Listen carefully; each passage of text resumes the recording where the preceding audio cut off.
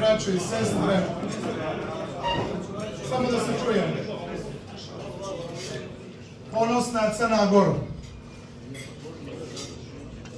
Danas je i praznik crnogorskih svetitelja.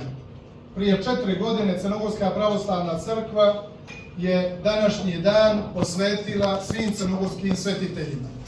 21. maj je zaista dan i praznik kada se radujemo i mi živi i oni koji su poginuli i mrtvi za Crnu Goru.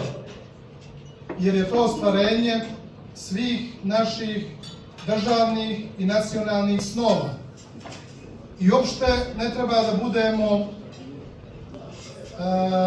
zabrinuti, jer ako je Crna Gora dobila, a jeste dobila, dobili su i zelenaši, dobili su i antifašisti, dobili su i partizani, dobili su i belvederci, dobili su i Crnogorci i svi časni građani Crne Gore.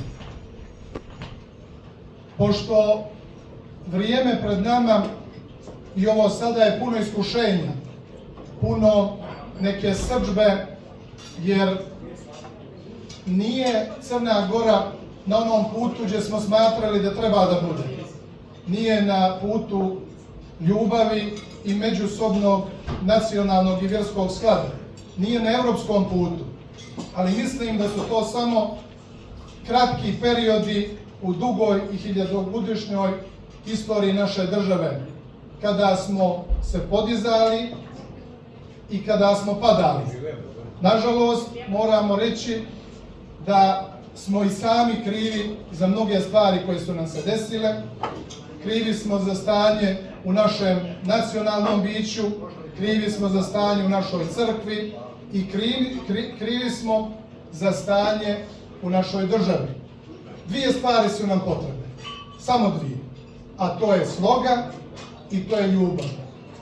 Kad to među sobom budemo imali, onda ćemo moći da krenemo na druge korake i na druge staze, jer jedinstvo među Crnogorcima je najpotrebnije u ovom trenutku i ja vas sve molim da to jedinstvo očuvamo i da to jedinstvo bude zaista simbol novih pobjeda ove vječne, slobodne i blagoslovene Crne Gore.